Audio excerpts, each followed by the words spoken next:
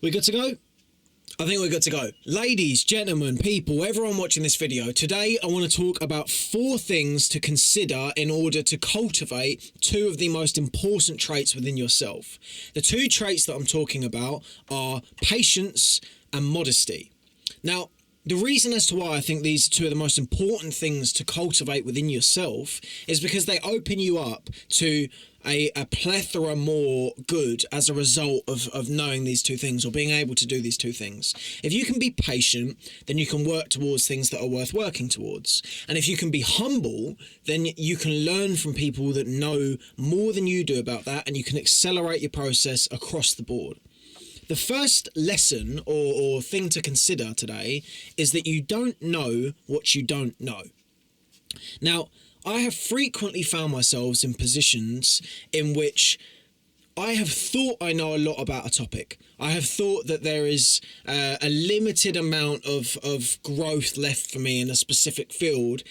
And then I realise, with often the fell swoop of someone who does know what they're talking about, that there is still so much I don't know.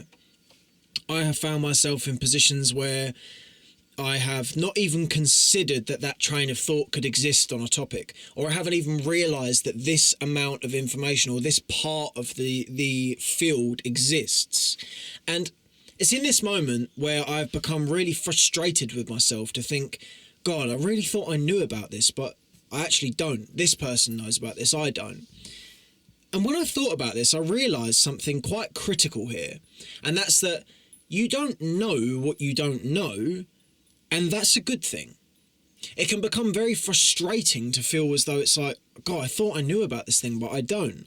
When in actual fact, it's a blessing in disguise in many respects, because when you don't know the full extent of something, you're still afforded the opportunity to learn and to grow and to expand further into that field. It's actually a really positive thing to realise that you don't know what you don't know. This speaks of an effect called the Dunning-Kruger effect, which is essentially when you start learning about something, you think you know a lot about it. When you begin to sort of dive into that, you realise how much you don't know.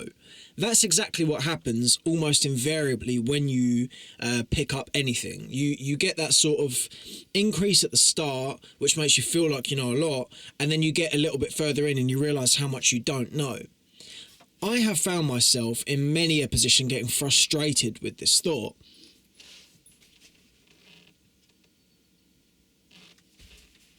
But in actual fact, there is no shame in this. We cannot know what we don't know, as the tagline goes.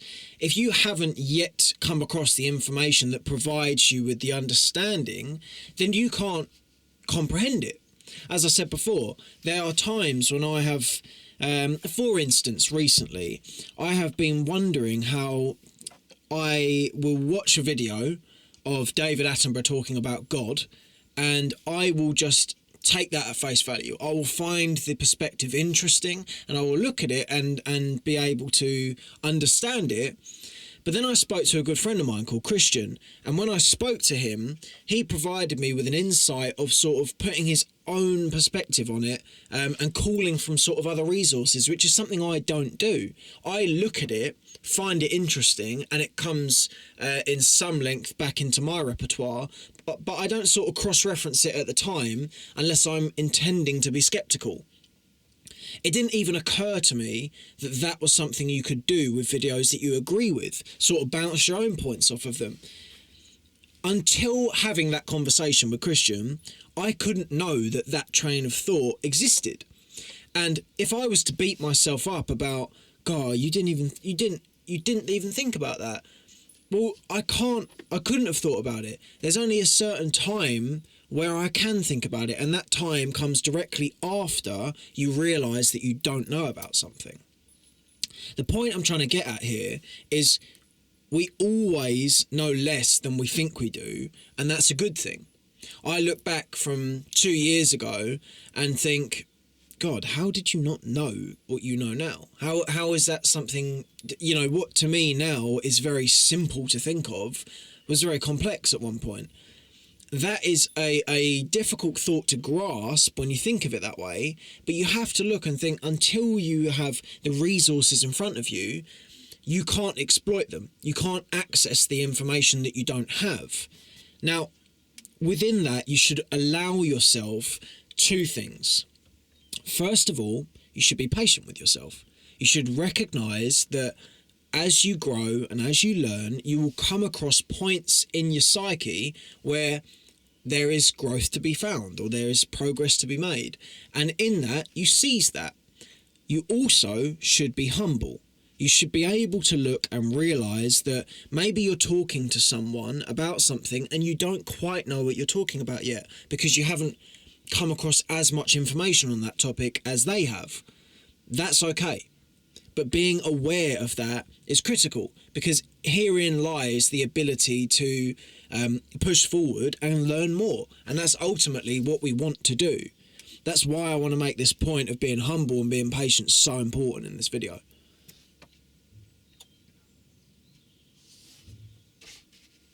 So the next point to tie in with that is to speak your mind, but choose when to do so.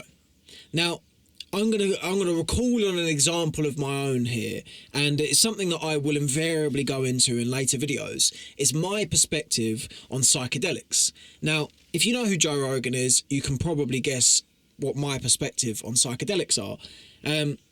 But I will find myself in positions where that conversation, though it's important for me to have, as in my semi-advocation of psychedelics, though that's something that's important for me to think about and talk about, there are points when that conversation just should not happen. What I would sort of like to make evident here is that you should never be afraid to speak your mind. You should be willing to voice your opinions, because the reason as to why you create a understanding of a topic or you cultivate information towards something is so that you have an opinion on it. It's so that you can call on facts, and you should do that. You should test your brain in conversations that challenge your beliefs, because it's really important to. But there is a time and a place. And the reason as to why I say that is because if you do this in the wrong moments, you can actually be have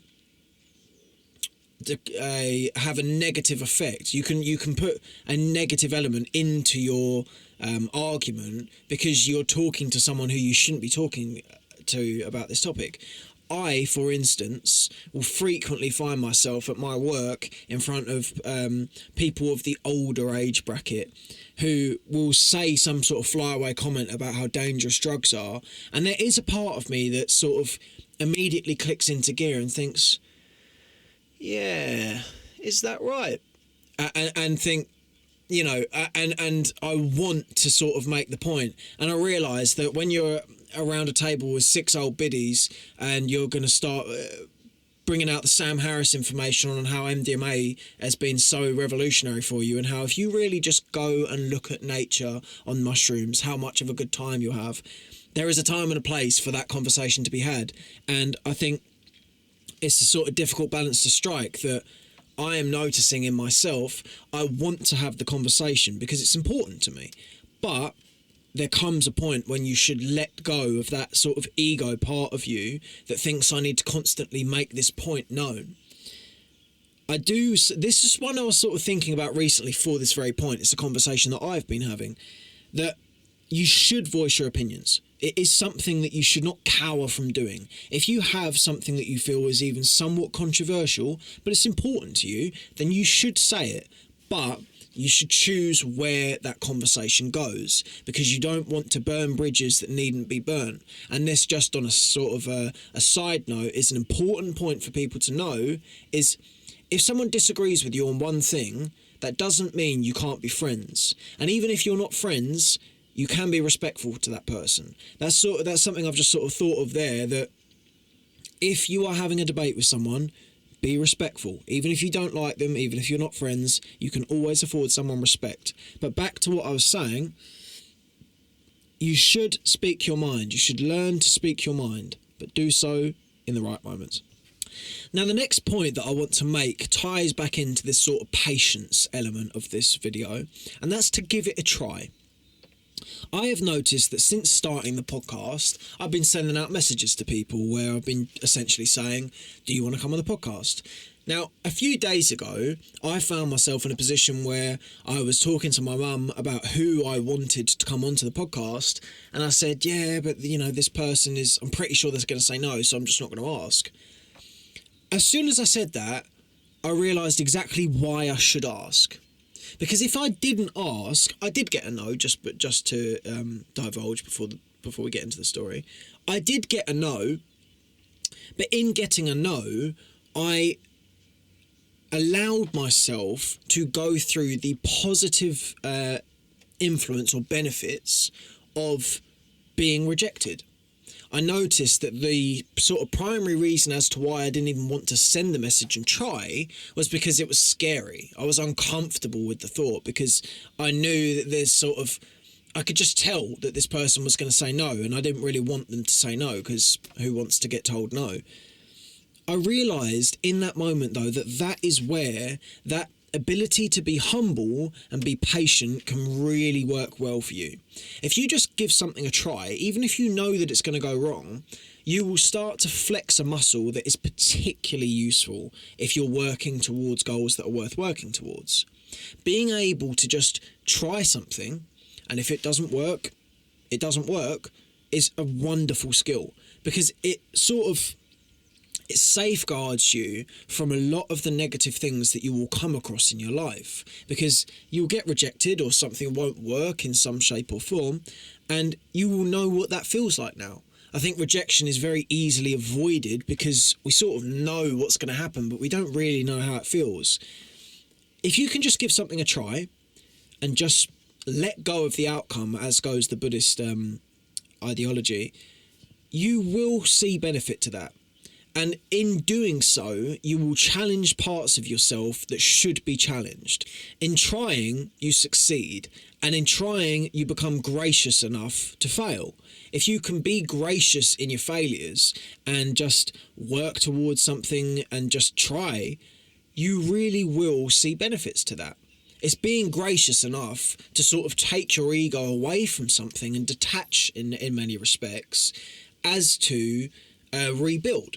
If you can put yourself out there in a position where you might get rejected and just see what happens, if you do get rejected, there will be a benefit to that. And if you don't, there'll be a benefit to that because it's something you wanted.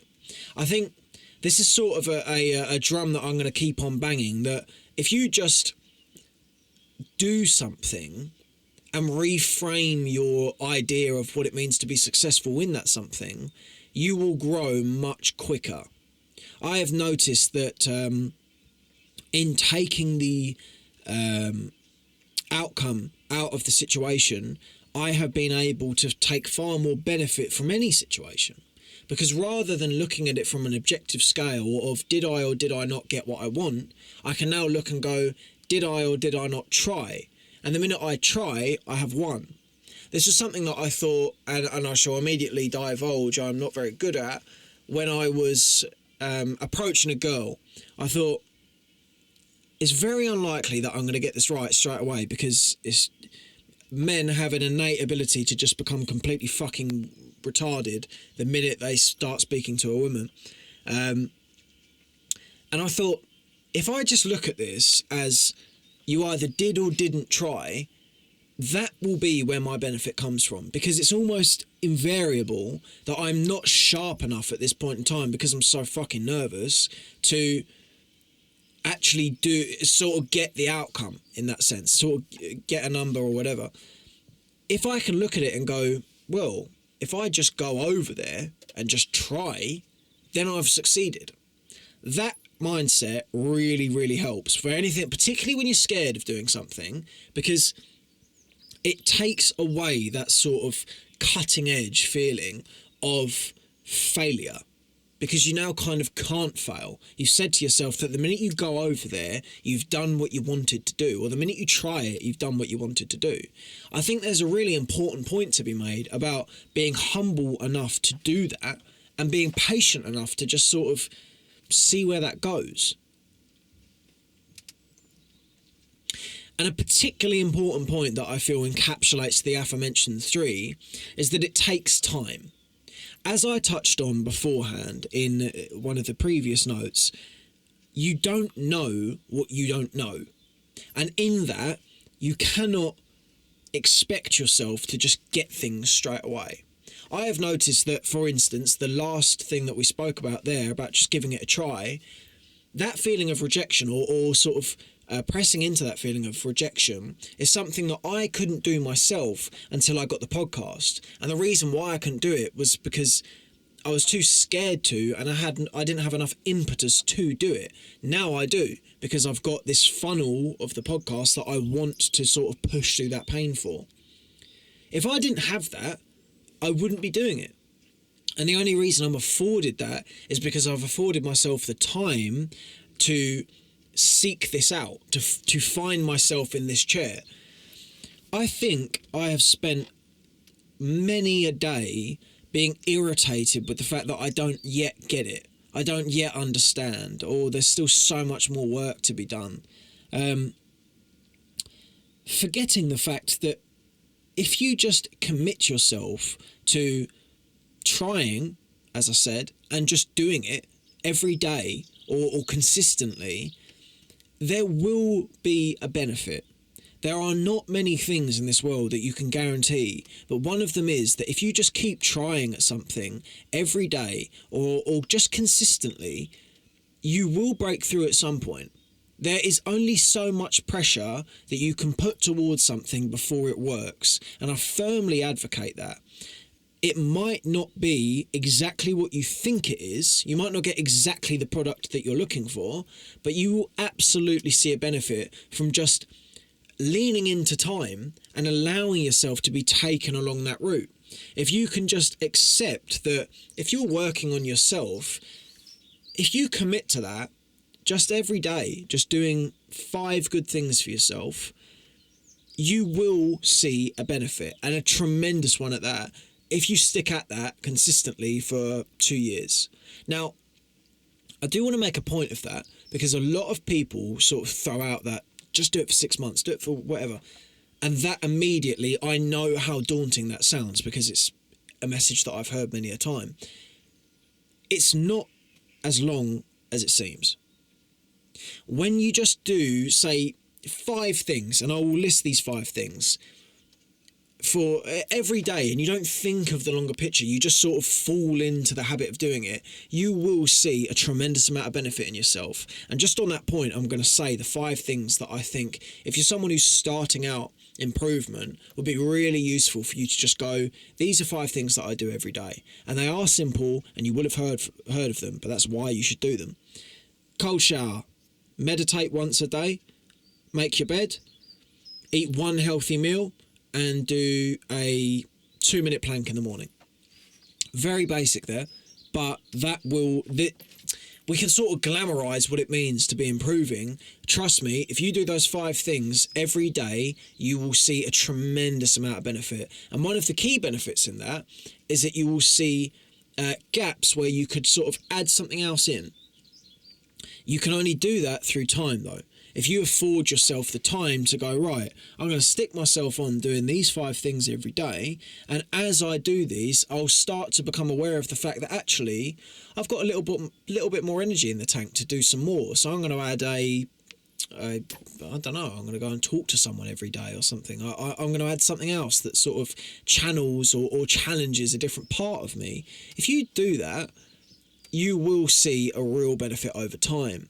But I think it's very difficult for us to sort of wrap our heads around the fact that we're going to have to dedicate our lives to something for so long.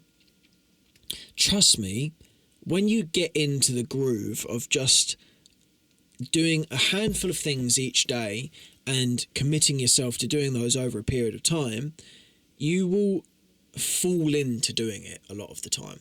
I am probably now 3 years down the line from starting some of these habits, and I can tell you for a fact that the person I was and the person that I am are 2 very different people.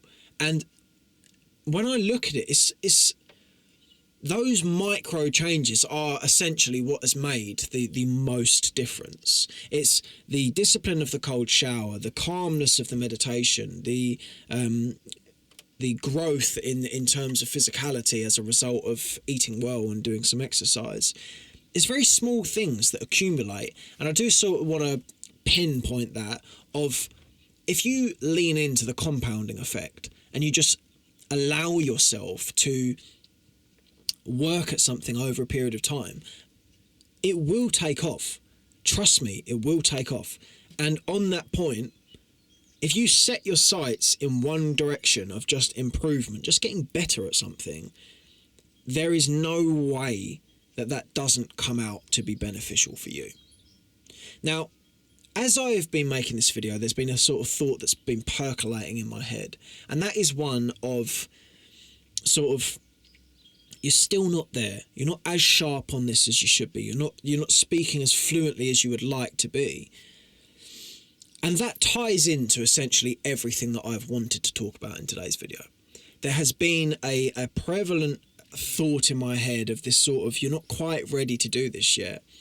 And immediately what I think of that is, well, how would I ever be ready to do this? How is there ever going to be a point where I just magically walk through the door and go, oh, do you know what, actually, boys, I can just sit down and have a conversation, no problem? No, of course there's not. I'm not going to just sit down and it go well. I have to go through this weaning process of making points that make me sound like a crackhead, or making points that just don't make sense sometimes. I have to go through that, because in doing so, I can wean out those crackheaderies and I can just move into a more polished, positive version of who I really want to, the version of me I want to be on this camera. My point there, in a very rough and ragged way, is that you will never be ready to do something until you do it. And when you do it, you're not going to be very good at it. And that's all right. You will find yourself at the start of doing things where you make stupid mistakes and you do things that you in 2 years' time will go, what the fuck was he on about? What is he talking about? And you can't get around that. I think learning that when you start something, you're going to be shit, and that's all right, is a really important thing to learn. Because, as I touched on, taking that sort of give it a try and let time do its work is a profoundly valuable perspective to come at things from, because it takes away what it means to fail. You're not failing anymore as such. You are just trying, and in trying you have succeeded. I think it's very easy for us to sidestep even bothering to do something because we say we're not good enough at it yet. We're not ready to do it yet. How do you think you get ready to do something? Do you think you just wake up and just go, yeah, I'm a podcaster now? No, you don't. You come in here, you sound like a twat, and after sounding like a twat for a while, you sound like less of a twat. And that's the way that it works. Do not be scared, or just to sort of encapsulate all of what I've said this video. Do not be scared to try. Do not be scared to voice your opinions on trying. And a really important point here. Be humble enough to say that you don't know. If you can be someone who is having this a talk or a debate or an argument with someone, and you say, do you know what? I don't actually know about that. Or can you tell me about that? I don't know. If you can say, I don't know, you are essentially a fucking genius. Because it's such a difficult skill to cultivate, and it's a rare one. How many times do you hear someone say, do you know what? I don't actually know. And when someone says that, it really tells a lot about that person. And it will tell you a lot about yourself. Because there is a great deal of positivity to be found in the mindset that is willing to say they don't know. If you say you don't know, you can learn. And also, you can safeguard yourself from sounding like a twat, which is what a lot of people do. A lot of people will sort of moonwalk their way into an argument or a debate about who killed JFK with no idea. They'll say, well, no, Bin Laden did it. And it's like, no, you're not talking about the right thing, because you don't know what you're talking about. And in that, you you're going to sound stupid if you go into a point not knowing what you're talking about. If you go into something and you go, God, actually, I don't know. What do you know about that? Did Bin Laden do it? You will safeguard yourself from sounding like an idiot, and you will also learn what not being an idiot sounds like. I think one of the most important things to do to tie in this sort of thread of being humble is to be able to say, I don't know about that, or I'm not well informed on that, or could you tell me about that? In doing that, there is so much growth. I think this is actually probably one of the most critical underlying aspects of how I feel about myself nowadays, is knowing that I'm not enough of a prick to go, oh yeah, I know about that. That definitely no. It was Eminem that won the BAFTA in 1983. No, if I can go into a conversation now and go, God, I don't actually know what happened. I don't know how that works. Being able to do that is wonderful, and it really makes you feel good about yourself, because coming from the perspective of someone who is innately egotistical, being able to look and go, that wasn't egotistical of you. That's something that you're definitely improving on. There would have been a time when you couldn't have helped but bite there and just try and pull some information in.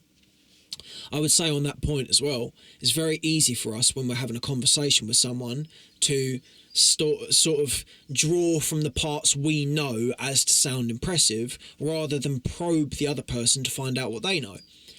I will, and I am guilty of this, be having a conversation with someone about a topic that I know some aspects of, and I will focus on, right, what can I cherry pick out of my brain to sound impressive here, as to fit into the conversation. I know, and you will now know, that it would be much better for you actually to, rather than making a sort of adjacent point that is in the right vicinity but you're talking about something different, rather than doing that, if you can focus on what someone is saying, then you will grow, you will learn, you will be benefited by that. For instance, let's use the JFK example. If you know about the 3-bullet theory, I believe it's called, or the 3 bullets, I know what I'm talking about. Obviously not enough. And someone else is talking about whether it was a CIA operation or not. If I start talking about the part that I know about, and they start talking about the part they know about, rather than sort of digging into one specific area and both coming to an understanding of whether the CIA did have a hand in that, we're sidestepping each other, because I'm talking about something completely different and he's talking about that. And as a result of that, though we're talking about the same things, we're not talking about it in the same way. If you can offset your ego in conversations and listen to someone and try and find out as much as you can within that conversation, and if you don't know about something in that conversation, say, I don't know, could you tell me about that? You are on to a real winner. Trust me on that. To encapsulate this video, there are a few books that I think are really fucking good and you should read. And that's the tagline for this video.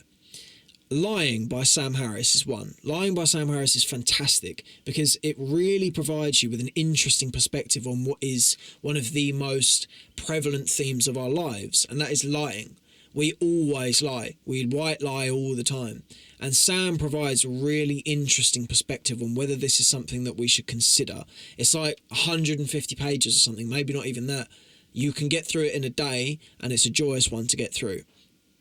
In line with that, go and get Sam Harris's Free Will book, because for the same reasons, it's very short, you can get through it in a day, and it will provide you with a quick burst of information that will help you out. Free Will is a fantastic topic to look into, and even if you have looked into it online, give that book a read, because it's a wonderful way of being able to reframe both the positives and negatives of your life, I would argue, as to make them more positive across the board. Finally, I think Shoe Dog by Phil Knight is a brilliant book. It's for those of you that don't know, I didn't. Phil Knight is the creator of Nike, and This is his autobiography, speaking about how he went from a kid starting out with Blue Ribbon to being Nike at the top of the upper rungs of all business. It is a fantastic book, and really, I think there's not enough emphasis put on entertainment value in self-improvement. If you can read a book that you just genuinely enjoy, in enjoying that book, you're getting information in, you're learning about something, you're getting words in your head, you're doing something positive. It means that you're not doing something negative because you're reading a book. Unless you're... I'm not even going to make some fucking depraved joke on that one. Just read the book. And my point there is, in those 3 books, you could get through all of them in probably... If you're a fucking savage or an incel, you could get through them in 2 weeks and you'd be doing really well for that. Half an hour is about as much of my voice as you probably want to hear on its own. I was intending to do a duo podcast rather today, but my guest unfortunately is not here. So you have been graced with my bald head on its own and its own shiny glory today. And with that being said, drop any comments in the comments about what you want me to talk about, and I shall look into it, or if I know some about it, we'll talk about it. Anything that you want me to talk about or address, I'm happy to do it. I'll put the time in to garner an understanding of it, as to put it here, as to talk to the boys, the girls, the ladies, the gentlemen. You know how it is. I'm going to end this video before I just start talking some random shit. See you later, people. Love you all. Stop.